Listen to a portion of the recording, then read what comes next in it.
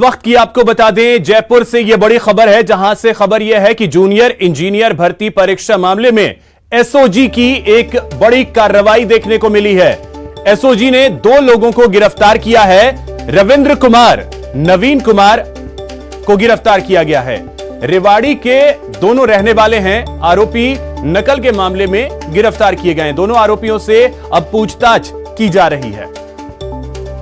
तो यह बड़ी खबर इस वक्त की राजधानी जयपुर से आपको बता दें, जहां से खबर यह है कि जूनियर इंजीनियर भर्ती परीक्षा मामले में एसओजी की टीम ने एक बड़ी कार्रवाई को अंजाम दिया है। 2 लोगों को गिरफ्तार किया गया है। इन दोनों का नाम है रविंद्र कुमार और नवीन कुमार। ये दोनों रेवाड़ी के रहने वाले हैं और नकल के मामले में इन्हें गिरफ्तार किया गया है। राकेश शर्मा हमारे सहयोगी अधिक जानकारी के साथ जुड़ गए। राकेश, क्या जानकारी है, कैसे सफलता मिली एसओजी को? बिल्कुल, देखिए अभिषेक, जिस तरीके से एसओजी लगातार जो परीक्षा में नकल गिरोह सक्रिय है, खासतौर पर अंतर्राज्य स्तर के जो गिरोह हैं, वो जो राजस्थान में परीक्षा आयोजित होती है, इनमें दूसरे अभ्यर्थी की जगह फर्जी अभ्यर्थी बिठा करके इन परीक्षाओं को पास करवाने का पैटर्न ये देखते हैं। कुछ हाईटेक तरीके भी इन परीक्षाओं में पास करने के लिए ये जो पूरे माफिया है ये अपनाते हैं। तो एसओजी लगातार इन पर कार्रवाई करती रही है। अब जूनियर इंजीनियर डिग्री की जो परीक्षा आयोजित की जा रही है, इस परीक्षा में जो एसओजी को लगातार इन गिरोह पर नजर रखे हुए थी, 2 अभ्यर्थी ऐसे पकड़े हैं जो फर्जी तरीके से परीक्षा में बैठे थे। ये दूसरे अभ्यर्थियों की जगह बैठे थे। भारी मोटी रकम लेने का अंदेशा एसओजी को है। तो चूंकि इनको गिरफ्तार किया गया है, इनसे पूछताछ की जा रही है, ये किस गिरोह के हैं और कितने लोग इस गिरोह के इस परीक्षा में जो है बैठे हैं, और इन्होंने और कौन कौन सी परीक्षाओं में फर्जी तरीके से बैठ करके और अभ्यर्थियों को पास करवाया है। तो कुल कितनी रकम ये अभ्यर्थियों से लेकर तमाम सवालों के जवाब एसओजी भी इनसे पूछताछ कर रही है। बहुत शुक्रिया राकेश, आपका तमाम जानकारी के लिए।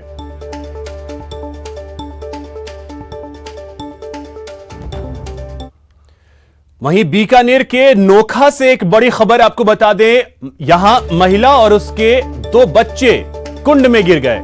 हादसे में दोनों बच्चों की मौत हो गई है। महिला को अस्पताल में भर्ती करवाया गया है। आरके पुरम इलाके की यह घटना है। अब पुलिस जांच पड़ताल में जुटी है। यह बड़ी खबर बीकानेर के नोखा से, जहां पर एक महिला और उसके 2 बच्चे एक कुंड में गिर गए। बड़ी खबर यह है कि हादसे में दोनों बच्चों की मौत हो गई है, जबकि महिला को इलाज के लिए अस्पताल में भर्ती करवाया गया है। सतवीर हमारे सहयोगी अधिक जानकारी के साथ जुड़ गए। सतवीर, क्या जानकारी है, हादसा हुआ कैसे?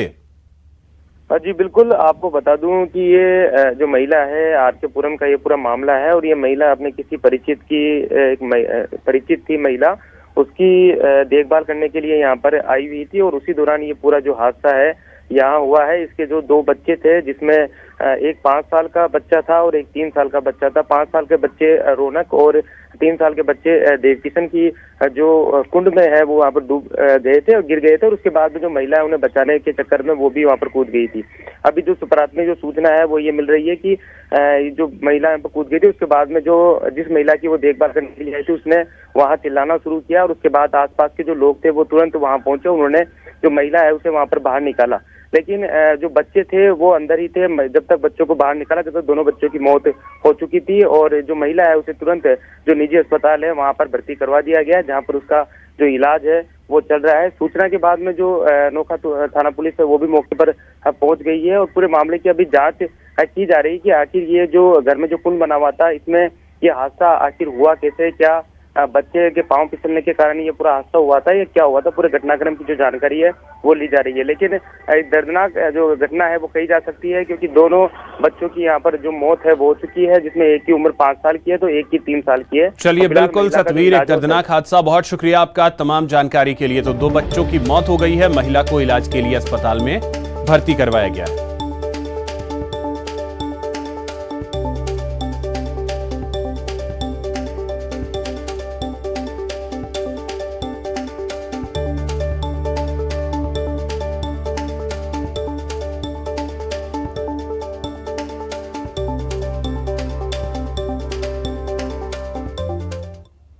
और इसी बीच एक बड़ी खबर आपको बताएं, श्री गंगानगर से है, जहां से बड़ी खबर यह है कि बॉर्डर पर घुसपैठ की कोशिश को नाकाम किया गया है। अनूपगढ़ बॉर्डर पर पाक घुसपैठिया को ढेर कर दिया है बीएसएफ के जवानों ने। बीएसएफ के जवानों ने घुसपैठिए को मार गिराया है। कैलाश चौकी पर भारतीय सीमा में घुसपैठ करने की कोशिश की जा रही थी। इसी दौरान बीएसएफ के जवानों ने घुसपैठिए को ढेर कर दिया है। इलाके में बीएसएफ का सर्च ऑपरेशन जारी है। यह बड़ी खबर श्रीगंगानगर से। अशोक शर्मा हमारे सहयोगी श्रीगंगानगर से अधिक जानकारी के साथ जुड़ गए हैं। अशोक, क्या जानकारी है मामले को लेकर? देखिए अभिषेक, अभी फिलहाल जो पाकिस्तानी घुसपैठिया था उसके शव को बीएसएफ ने पुलिस को हैंडओवर कर दिया और पुलिस ने उसको अनूपगढ़ की सीएचसी में रखवा दिया है। बीएसएफ ने जब पाकिस्तानी घुसपैठिया की डेड बॉडी का जब सर्च किया तो वहां से डेड बॉडी से उनको 10 रुपए पाकिस्तानी करेंसी मिली है, जिसके बाद में अब उसके पूरे के पूरे इरादे को भांपा जा रहा है कि आखिर बीएसएफ पाकिस्तानी घुसपैठिया किस इरादे को लेकर भारतीय सीमा में घुसपैठ करने की कोशिश कर रहा था। इस मामले में अब बीएसएफ के साथ साथ अन्य इंटेलिजेंस एजेंसियां जांच करने में जुटी हुई है। गौरतलब है कि बीएसएफ अभिषेक जी की पिछले महीने 7 फरवरी को पाकिस्तानी तस्करों ने भारतीय सीमा में जब मादक पदार्थों की डिलीवरी दी थी, उस समय भी बीएसएफ के जवानों ने पाकिस्तानी तस्करों को फायरिंग कर खदेड़ा था। और इसके अलावा पिछले साल की यदि हम बात करें अभिषेक, तो सितंबर के महीने में भी दो पाकिस्तानी घुसपैठियों को भारतीय सीमा सुरक्षा बल के जवानों ने ढेर किया था। पूरा का पूरा ये मामला जो जुड़ा हुआ है, इस समय ये देखा जा रहा है कि कहीं ना कहीं ये मादक पदार्थों की डिलीवरी को लेकर ये घुसपैठ की आशंका जताई जा रही है, जिसके बारे में अब बीएसएफ के साथ साथ पुलिस और अन्य इंटेलिजेंस एजेंसियां जांच करने में जुटी हुई है। जी अभिषेक। चलिए, बहुत शुक्रिया अशोक आपका तमाम जानकारी के लिए।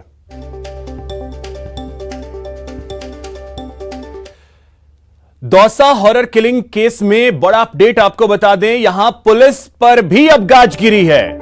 कोतवाली एसएचओ और महिला थाना एसएचओ को हटाया गया है। मानवाधिकार आयोग ने भी मामले में संज्ञान ले लिया है। राज्य आयोग ने पूरी रिपोर्ट मांगी है। डीजीपी, आईजी और एसपी से रिपोर्ट तलब की गई है। दौसा कलेक्टर को भी उचित कदम उठाने के लिए आदेश दिए गए हैं।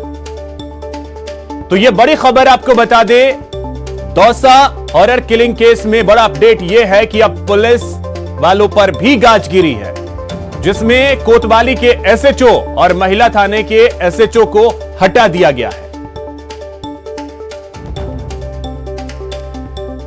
आशीष शर्मा हमारे सहयोगी अधिक जानकारी के साथ जुड़ गए। आशीष, देखिए, जब कल बात कर रहे थे, जब आप जानकारी दे रहे थे, तो सवाल यही था कि पुलिस वालों पर कब कार्रवाई होगी।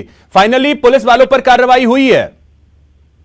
बिल्कुल, पुलिस अधिकारियों पर कार्रवाई की गई है। इसमें पुलिस की लापरवाही सामने आई है, क्योंकि जो 1 मार्च को अपहरण हुआ था और 3 मार्च की रात को इसका मर्डर हुआ था। ऐसे में 2 से 3 दिन का समय पुलिस को मिला था, जिसके बावजूद भी पुलिस अधिकारी इस जो पिंकी सैनी थी इसको ढूंढ नहीं पाए और उसी का परिणाम रहा कि उसकी हत्या कर दी गई।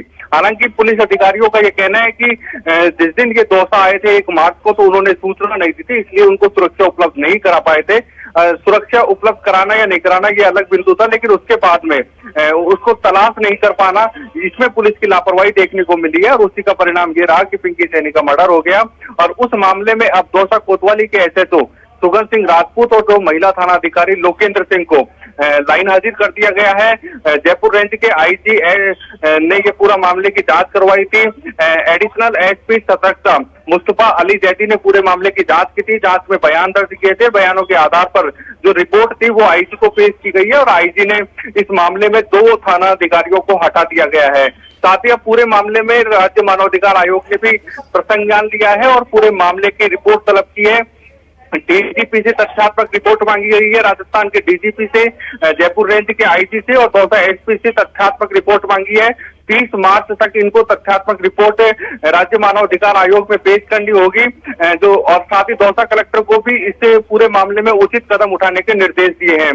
ये पूरे आदेश राज्य मानवाधिकार आयोग के सदस्य हैं जस्टिस महेश चंद्र शर्मा, उन्होंने जारी किए हैं। जी, बहुत शुक्रिया आशीष आपका तमाम जानकारी के लिए।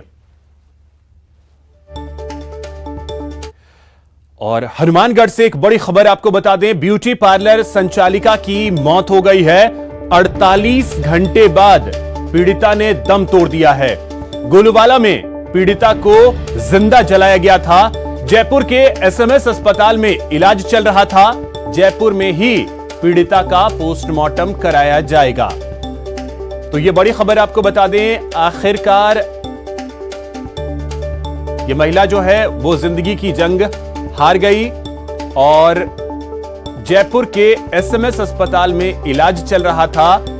जो जानकारी मिली थी लगभग 90% तक यह महिला जल गई थी और अब जाकर के उसने दम तोड़ दिया है। आज वो जिंदगी की जंग हार गई। हनुमानगढ़ का यह मामला, जहां पर ब्यूटी पार्लर संचालिका को जिंदा जला दिया गया था और अब उसकी मौत हो गई है।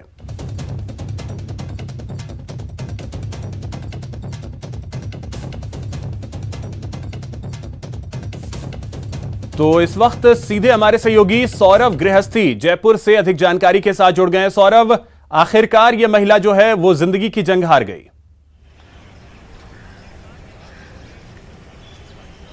जी बिल्कुल, बहुत हृदय विदारक जो ये घटना थी और उसके बाद कल जो है उसे बीकानेर से एसएमएस अस्पताल में भर्ती कराया गया था। एसएमएस अस्पताल के बर्न यूनिट में भर्ती कराया गया था। डॉक्टर प्रदीप गोयल की यूनिट में उसका इलाज चल रहा था और लेकिन जब युवती जब यहाँ पर पहुंची तब उसके बाद डॉक्टर का साफ कहना था कि बहुत ज़्यादा क्रिटिकल कंडीशन है और संभावना बहुत कम है, क्योंकि 90% तक जो है वो जो पीड़िता है वो जली हुई थी। इस लिहाज से डॉक्टरों ने प्रयास किए उसे बचाने के, लेकिन कामयाब नहीं हो सके और देर रात करीब 12 बजे बाद जो है वो उसका निधन हो गया। उसके परिजन अब फिलहाल एसएमएस अस्पताल में ही है और जिस जगह पर मैं खड़ा हूँ यहीं पर ही जो है वो मोर्चरी में उसका पोस्टमार्टम जो है वो पीड़िता का होने वाला है। लेकिन अभी चूंकि जिस प्रकार से कागजी कार्रवाई कुछ होती है, उन कागजी कार्रवाई को परिजन करने में जुटे हुए हैं और उसके बाद जो है वो पोस्टमार्टम जो है वो किया जाएगा। लेकिन इस घटना ने बता दिया कि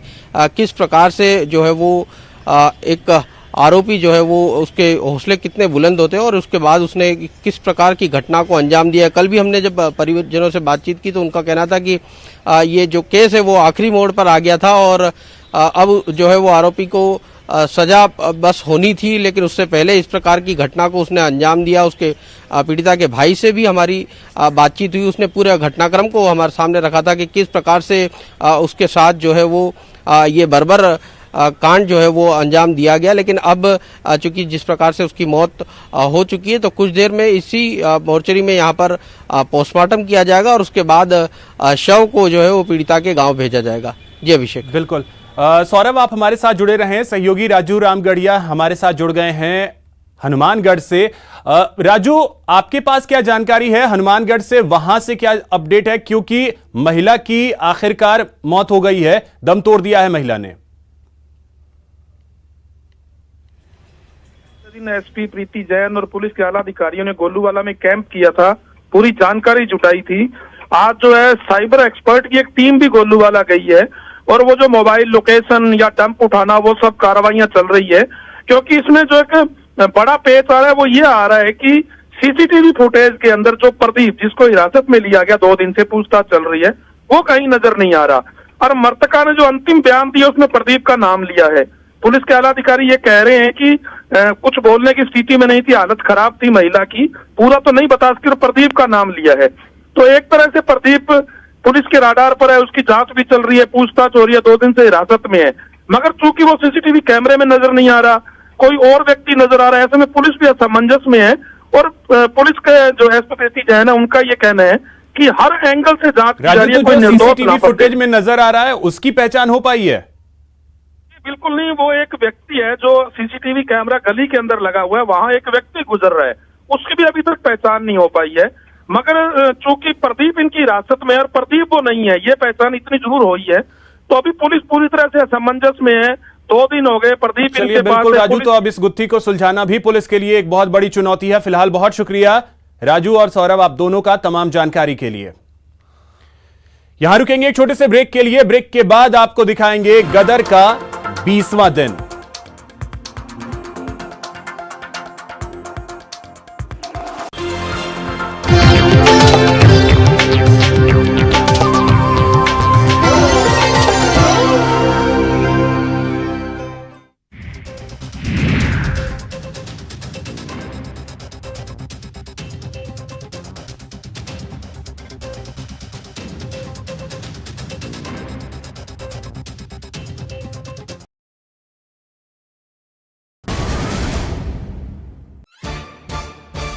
सवाल सारे मुद्दे तमाम, माइक पर सरे आम होकर ऑटो पे सवार, जब पूछेगा रिपोर्टर आपके क्षेत्र के हर मसले का जवाब मिलेगा बिल्कुल नए अंदाज में। जब आएगा ऑटो में रिपोर्टर, रोज रात 8:26 पर सिर्फ न्यूज 18 राजस्थान पर। जरूरी है कोरोना की हर एक खबर, जरूरी सरकार के फैसलों का असर, सियासत की चाल और इकोनॉमी का हाल जानना जरूरी, बाजार से एग्रीकल्चर और रोजगार की खबर भी जरूरी। इसलिए देखिए जरूरी खबरों का प्राइम टाइम न्यूज 18 प्राइम, सिर्फ न्यूज 18 राजस्थान पर।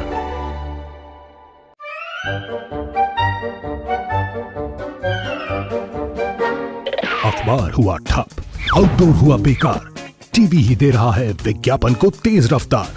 करोड़ों दर्शकों तक न्यूज 18 पहुंचाएगा आपका ऐड। न्यूज 18 की टीम दमदार बनाएगी आपका ऐड शानदार। जल्दी कीजिए, कहीं छूट न जाए ये सुनहरा मौका। हमें मेल करके उठा लीजिए बड़ा फायदा। ये स्पेशल ऑफर है अगले 15 दिनों तक, साथ ही मिलेगा हमारी वेबसाइट पर प्रमोशन। आज ही मेल करें adsales@nw18.com पर। न्यूज 18 इंडिया, आपका पसंदीदा नेशनल न्यूज चैनल, उपलब्ध है टाटा स्काई के चैनल नंबर 519 और एयरटेल के चैनल नंबर 318 पर। कोरोना की हर खबर देखते रहिए न्यूज 18 इंडिया पर। भैया राम राम, नमस्कार। बाहर ना जाना, कुछ बता रहे हैं, कुछ चेता रहे हैं। तो आपने लॉकडाउन के दौरान देखा कि हम क्या कर रहे हैं। कोरोना काल में लोग एक दूसरे को समझा रहे हैं, बड़े बड़े लोग वीडियो बना रहे हैं। आप गाना जानते हैं तो गाइए या फिर अपना हुनर दिखाइए, वीडियो बनाइए और हम तक पहुंचाइए और घर बैठे बनिए स्टार।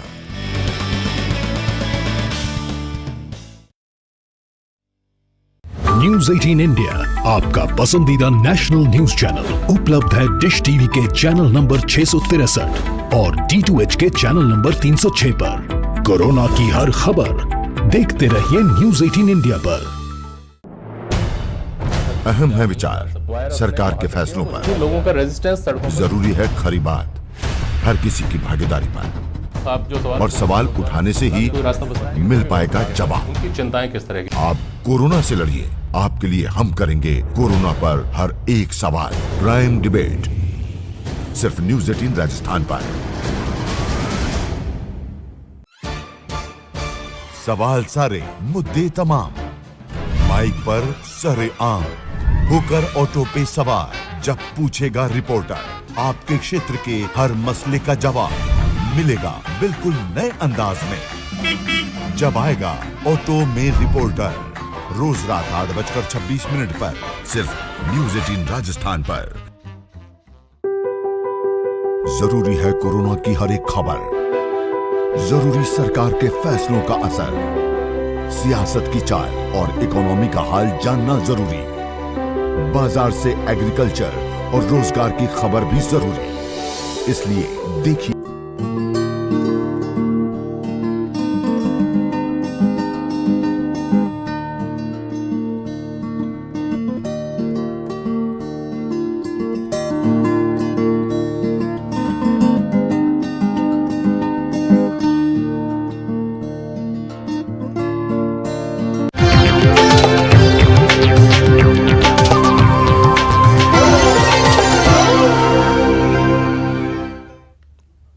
ब्रेक के बाद आपका स्वागत है। चलिए सीधे आपको जयपुर लिए चलते हैं, जहां पर JCTSL के कार्यक्रम में शांति धारीवाल बोल रहे हैं। नए नए रूट भी तैयार किए गए हैं। जिस तरीके से लगन के साथ में इन लोगों ने, JCTSL के कर्मचारियों ने और अधिकारियों ने काम किया है, उन सबको देखते हुए मैं ये मान करके चलता हूं कि इसका भविष्य उज्जवल है। अनुबंध के अनुसार इसको एक तरह से ठेके पे दिया जाएगा क्रॉस साइडिंग चलाने के लिए, और यहां तक व्यवस्था की गई है कि बसेस को धोने होने के लिए जो पानी गिरता है उसको भी रिसाइकिल किया जाएगा। 100 बसेस और आएंगी। JCTSL जो स्मार्ट सिटी के मार्फत जो 25 करोड़ रुपए की बसेस हैं वो अलग हैं, उनके अलावा भी 100 इलेक्ट्रिक बसेस का इंतजाम और किया गया है। और इसके साथ फिर ये जो कुछ भी अभी तक जो चल रहा था उसका सरलीकरण भी किया गया है और उसका आधुनिकीकरण भी किया गया है। आपने अभी देखा अंदर कि किस तरीके से जो है वो आप पैसेंजर को ये पता लग जाएगा कि ये बस कहाँ है, कितनी देर में यहाँ आएगी, क्या किराया होगा, किस तरीके से। तो ये सब चीजें जो है ये आधुनिकीकरण का जो डिजिटलाइजेशन जो किया गया है, मैं उसके लिए अधिकारियों को और कर्मचारियों को सबको धन्यवाद देता हूँ। और खास तौर पर देथा साहब जो इन सब चीजों को देखते हैं, जितनी मेहनत के साथ इस काम को किया जा रहा है, मैं ये मान के चलता हूँ कि साहब ये जयपुर की जनता के लिए बहुत ही अत्यधिक सुविधाजनक चीज होगी। और कोटा के गोविंद नगर इलाके में देर रात फायरिंग की वारदात से सन्नाटा पसर गया। मेडिकल शॉप के पास फायरिंग की वारदात को अंजाम दिया गया। गनीमत यह रही कि वारदात में निशाना चूकने से युवक बाल बाल बच गया। हालांकि युवक के हाथ में हल्की चोट लगी है। फायरिंग की वारदात के मामले में कोई स्पष्ट कारण सामने नहीं आया। हालांकि अटकलें ये लगाई जा रही हैं कि गांजा बेचने की बात को लेकर विवाद हुआ, जिसके बाद यह फायरिंग की गई। पीड़ित के बयान पर पुलिस ने रिपोर्ट दर्ज कर ली है। रिपोर्ट के आधार पर आरोपियों की तलाश भी शुरू कर दी गई है।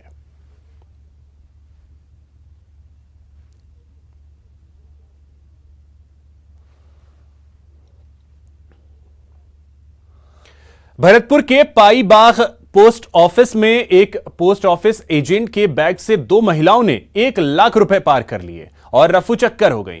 चोरी की यह वारदात सीसीटीवी कैमरे में कैद हो गई, जिसमें साफ दिख रहा है कि 2 महिलाएं पोस्ट ऑफिस में आती हैं और बेंच पर आकर बैठ जाती हैं। फिर चुपके से बैग की एक जेब खोलकर रुपए निकाल लेती हैं और फौरन पोस्ट ऑफिस से बाहर निकल जाती हैं। जब यह वारदात हुई उस समय पोस्ट ऑफिस एजेंट बैग को बेंच पर छोड़कर काउंटर की तरफ चला गया था। वारदात की सूचना पर पुलिस ने महिलाओं की तलाश शुरू कर दी।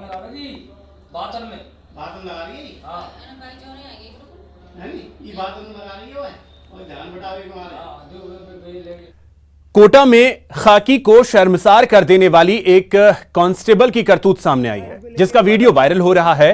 वीडियो में गुमानपुरा थाना इलाके में कांस्टेबल बाइक को छोड़ने के एवज में पैसे मांग रहा है। वायरल वीडियो के बाद कांस्टेबल को निलंबित कर गिरफ्तार कर लिया गया है। आपको बता दें कि कांस्टेबल ने बाइक को अवैध कार्यों में इस्तेमाल का आरोप लगाकर जब्त कर लिया, जिसके एवज में वो पैसे मांग रहा था और थाने के पास बुलाकर बाइक सवार से 20,000 रुपए की डिमांड कर रहा था। लेकिन वीडियो वायरल होने के बाद उसकी करतूत सामने आ गई और अब कांस्टेबल जेल की हवा खा रहा है। कर देंगे साली को और उसको जब भी वो घर पे मिलेगा उसको 20,000 से, मेरी बात सुनो, 1 रुपया ही कम नहीं है। यहां रुकेंगे एक छोटे से ब्रेक के लिए। ब्रेक के बाद आपको दिखाएंगे गदर का 20वां दिन।